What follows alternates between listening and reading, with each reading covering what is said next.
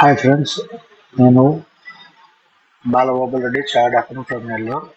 ఈరోజు నా దగ్గరికి ఒక క్లయింట్ వచ్చాడు తన ఇన్కమ్ ట్యాక్స్ రిటర్న్స్ ఫైల్ చేసుకోవడానికి. సో ఆయన ఒక క్వశ్చన్ అడిగాను నేను. ఏంటంటే, సార్ నా దగ్గర ఒక 5 lakhs అమౌంట్ ఉంది, దాన్ని నేను ఎక్కడ ఇన్వెస్ట్ చేయాలి? అంటే షేర్ మార్కెట్లో ఇన్వెస్ట్ చేయాలా, లేకపోతే ఎఫ్డీస్ చేయాలా, లేకపోతే మ్యూచువల్ ఫండ్స్లో పెట్టాలా, ఇంకెట్లాగా ఇన్వెస్ట్ చేయాలి? సో నేనేమనుకున్నా అంటే, ఇది ఆయనకే కాదు మనందరికీ కూడా క్లారిటీ వచ్చేదానికి ఈ వీడియో చేద్దామని ఈ వీడియో చేస్తున్నా. ఫస్ట్ యాక్చువల్గా ఇప్పుడైతే షేర్ మార్కెట్ బాగా డౌన్ టర్న్లో ఉంది, ప్లస్ వొలాటిల్గా ఉంది. ఈ గ్లోబల్ అన్సర్టనిటీ వల్ల కానీ ఇతర రీజన్స్ వల్ల బాగా వొలాటిల్గా ఉంది. బట్ ఇక్కడ ఒక అడ్వాంటేజ్ కూడా ఏంటంటే, మంచి మంచి కంపెనీస్, ఇన్ఫోసిస్ కానీ, అంటే ఏదైనా top companies, blue chip companies కానీ, స్మాల్ క్యాప్ కానీ, లార్జ్ క్యాప్ కానీ మనకు మంచి వాల్యుయేషన్స్లో దొరుకుతున్నాయి. అంటే ఓవర్ వాల్యుయేషన్ కావట్లేదు, అండర్ వాల్యుయేషన్లోనే కొన్ని కంపెనీస్ అయితే మరీ అండర్ వాల్యుయేషన్లో దొరుకుతున్నాయి, కొన్ని కంపెనీస్ రియల్ వాల్యుయేషన్లో దొరుకుతున్నాయి.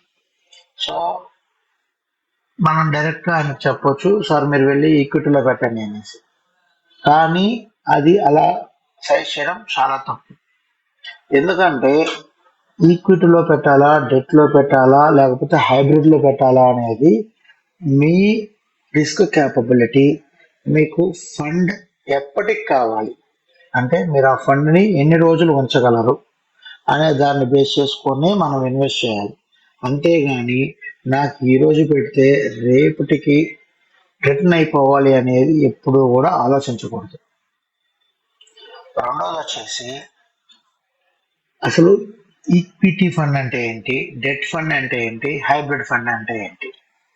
ఈక్విటీ అంటే డైరెక్ట్గా మన ఏవైతే మెయిన్ కంపెనీస్ ఉన్నాయో, మనం ఏదైతే కంపెనీస్ చూస్ చేసుకుంటామో దాన్ని ఈక్విటీ షేర్స్ కొనేయడం. డెట్ ఫండ్ అంటే కొన్ని కంపెనీస్కి మనము అప్పు రూపేణా ఇవ్వడం. మనం పెట్టిన డెట్ ఫండ్స్లో ఆ ఫండ్స్ వచ్చేసి కొన్ని కంపెనీస్కి అప్పు రూపేణా డబ్బులు ఇస్తాయి. సో వాళ్ళు ఇంట్రెస్ట్ రూపేణా మనకు అమౌంట్ అనేది మనకు రివార్డ్ ఇస్తారు.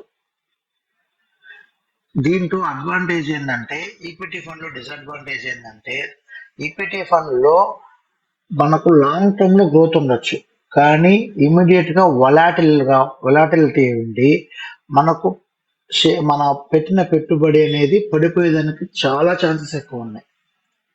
అదే డెట్ ఫండ్లో మన ఫండ్ పెరగకపోయినా కానీ పడిపోయే ఛాన్సెస్ తక్కువ, ప్లస్ మనకు కన్సిస్టెంట్గా రిటర్న్ వస్తుంది. వీటన్నిటికంటే ఒక పర్సన్ ఉండి, నాకు రిటర్న్ కొంచెం ఎక్కువగా కొంచెం ఉన్నా చాలు, బట్ నా ఫండ్ అనేది ఎక్కువ పడకూడదు అంటే హైబ్రిడ్ ఫండ్ అని ఒకటి ఉంది. ఈ హైబ్రిడ్ ఫండ్ అంటే ఏంటంటే, కొంత డెట్ ఫండ్ కానీ కొంత ఈక్విటీ ఫండ్ కానీ రెండింటిని కలిపింది హైబ్రిడ్ ఫండ్. దీన్నేమి మనం మేనేజ్ చేయలేదు. ఎవరైతే మనం ఏదైతే హైబ్రిడ్ ఫండ్లో ఇన్వెస్ట్ చేస్తామో ఆ ఫండ్ మేనేజరే మార్కెట్ పరిస్థితులను బట్టి ఎక్కువ ఈక్విటీలో పెట్టాలా లేకపోతే డెట్లో పెట్టాలా అనేది ఆ ప్రపోర్షనేట్ని వాళ్ళే చూస్ చేసుకుంటారు. సో మనము ఆ హైబ్రిడ్ ఫండ్లో ఇన్వెస్ట్ చేస్తే మనకేంట్రా అంటే రిటర్న్ కొంత ఉంటుంది, ప్లస్ గ్రోత్ కొంత ఉంటుంది. ఇది తర్వాత ఆయన అడిగిన రెండో క్వశ్చన్, సార్ నేను లంసంగా పెట్టాలా లేకపోతే ఎస్ఐపి పద్ధతిలో పెట్టాలా? నా బెస్ట్ సజెషను, లంసంగా పెట్టాలి అంటే హైబ్రిడ్ ఫండ్లో పెట్టడమే మేలు ఖచ్చితంగా.